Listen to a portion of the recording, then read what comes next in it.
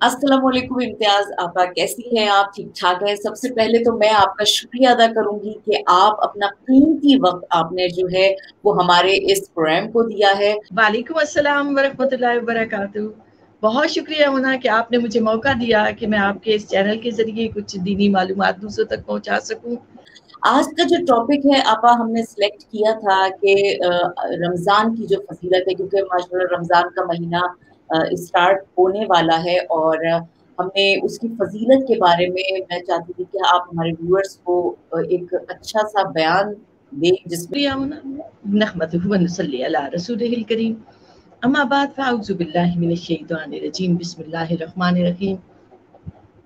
या अय्युहल्लज़ीना आमनू कुतिबा अलैकुमुस सियाम कमा कुतिबा अलल लज़ीना मिन क़ब्लिकुम लअल्लकुम तत्तक़ून। आमनतु बिल्लाहि सदक़ल्लाहु मौलानल अज़ीम। मौलाया सल्ली व सल्लिम दाइमन अबदा अला हबीबिका खैरिल खल्क़ि कुल्लिहिम। नाज़रीन व सामीन, आप सबको ये मुबारक महीना रमज़ान का अल्लाह रब्बुल इज़्ज़त इसकी बरकतें हमें समझने की तौफीक अता फरमाए। बहुत बहुत मुबारकबाद पेश करती हूँ। ये अहले ईमान के लिए एक अल्लाह की बड़ी नेमत है कि हम इस रमज़ान से फ़ायदा उठाते हुए अपने गुनाहों को बख्शवा सकते हैं उस खुदाए रब्बुल इज़्ज़त की बारगाह से। अल्लाह रब्बुल इज़्ज़त ने कुरान मजीद में सूरह बकरा में इरशाद फरमाया कि ए ईमान वालों, तुम पर रोज़े फ़र्ज़ किए गए हैं जैसा कि तुमसे पहली उम्मतों पर फ़र्ज़ किए गए थे। और फिर वजह भी बताई, उनकी हिकमत बताई कि लअल्लकुम तत्तकून, ताकि तुम में तकवा आए, परहेजगारी आए, ताकि तुम मुत्तकी हो जाओ। देखिए, रोज़ा अरकान इस्लाम में से तीसरा बुनियादी रुकन है। अरकान हम कहते हैं कि वो चीज़ें जो फ़राइज़ हैं इस्लाम के, जिनमें सबसे पहले आता है शहादत, तौहीद और रिसालत की गवाही, यानी कि उसके बाद आता है नमाज, उसके बाद रोज़ा और फिर हज और ज़कात। तो रोज़ा तीसरा रुकन है, अहम तरीन रुकन है। और इसके लिए अल्लाह रब्बुल इज़्ज़त ने अहले ईमान को रमज़ान का मुबारक महीना अता किया और इस पूरे महीने के रोज़े आकिल बालिग हर मुसलमान पर फ़र्ज़ करार दिए गए। अल्लाह रब्बुल इज़्ज़त ने इरशाद फरमाया कि जैसे कि तुमसे पहली उम्मतों पर फ़र्ज़ किए गए थे। आप देखें तो तारीख़ में सौम दाऊद मशहूर है कि हज़रत दाऊद अलैहिस्सलाम एक दिन रोज़ा रखते थे, एक दिन लागा करते थे। इसी तरह रवायात से पता चलता है कि आशूरा का दिन का यहूदी रोज़ा रखा करते थे। नबी करीम अलैहिस्सलाम ने फरमाया कि उसके साथ एक दिन और मिला लिया करो, यानी 9 और 10 मुहर्रम को रखो या 10 और 11 मुहर्रम को रखो, क्योंकि 10 मुहर्रम को यहूदी रखा करते थे। तो अहले ईमान को भी हुक्म हुआ कि नफली रोज़ा वो बना, लेकिन साथ उसके मिला लो, गोया कि पहले अक़वाम रखा करती थी। इसी तरह कुरान मजीद में हज़रत ज़करिया अलैहिस्सलाम का रोज़ा रखना, तो रोज़ा एक शुरू से अक़वाम में चला आ रहा था और लोग रखा करते थे। ईसाइयों पर भी रोज़े फ़र्ज़ किए गए थे, मगर ईसाइयों ने उनमें तरामीम की। जैसे गर्मियों में रोज़े आए तो उन्होंने रखने गवारा न किए, मौसम ठंडा हो जाता तो फिर रख लेते, कभी 10 रोज़े बढ़ा देते, 10 रोज़े कम कर देते। तो इस तरह से उनमें तरामीम होती रहीं। अल्लाह रब्बुल इज़्ज़त ने अहले ईमान को एक मुबारक महीना अता किया रमज़ान का, और फरमाया कुरान मजीद में कि रमज़ान का मुबारक महीना वो है कि जिसमें अल्लाह रब्बुल इज़्ज़त ने कुरान मजीद को उतारा।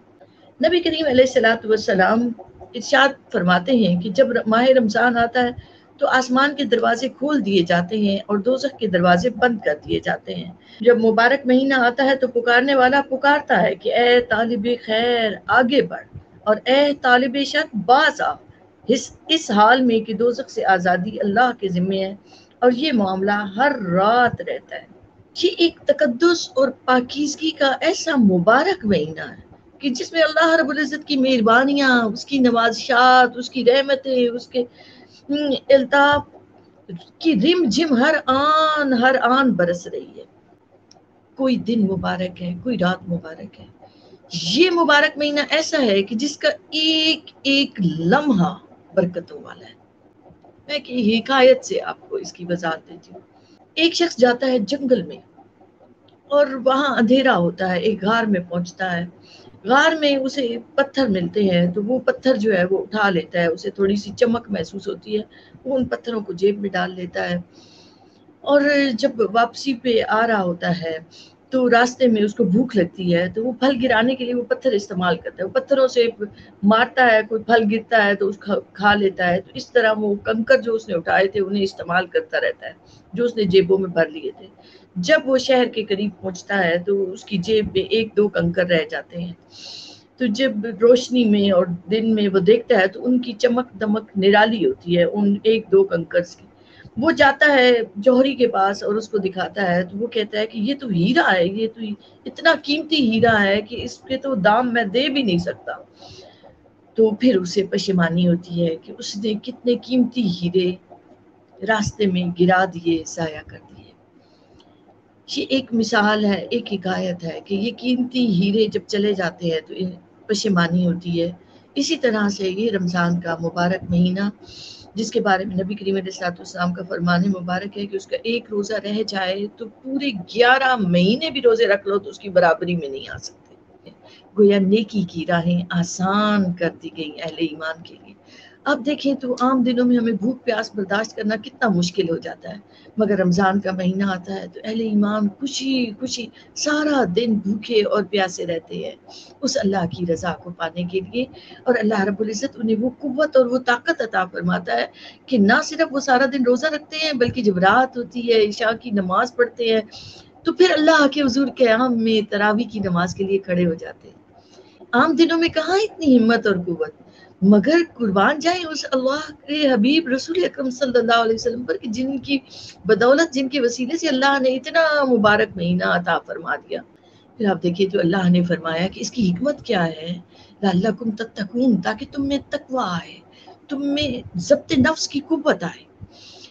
اور پھر اس کو شہر المواسات کہتے ہیں، ہمدردی کا مہینہ ہے، غمخواری کا مہینہ ہے. اور علماء کرام نے جو اس کی حکمتیں بیان کی ہیں کہ اللہ رب العزت نے یہ مبارک مہینہ کیوں روزے ہم پر فرض کیے، کہ ایک تو اہل ایمان میں صبر کرنے کی قوت آئے. آپ دیکھیں تو آج دنیا پریشان حال ہے. کیوں پریشان ہے؟ کیونکہ عدم برداشت کا رویہ بڑھتا چلا جا رہا ہے، ایک دوسرے کو سپیس دینے کو تیار نہیں، ایک دوسرے کی رائے کا احترام نہیں رہا، ہر جگہ معاشرے سے وہ رخصت ہو رہا ہے. یہ مبارک مہینہ آتا ہے تو ضبط نفس کے ذریعے اہل ایمان کو صبر کی طاقت ملتی ہے، برداشت ملتی ہے. اور آپ دیکھیں تو عظیم شخص ہی وہ بنتا ہے جس کے اندر برداشت زیادہ ہو، جس کے اندر حوصلہ زیادہ ہو. تو رمضان ایک ریفریشر کورس کا کام دیتا ہے کہ اس مبارک مہینے میں روزے رکھتے ہوئے اہل ایمان کو صبر کی عادت پڑ جاتی ہے، ضبط نفس کی عادت پڑ جاتی ہے. وہ اپنی خواہشوں کو کنٹرول کر لیتے ہیں، اپنی آرزوؤں کو کنٹرول کرتے ہیں.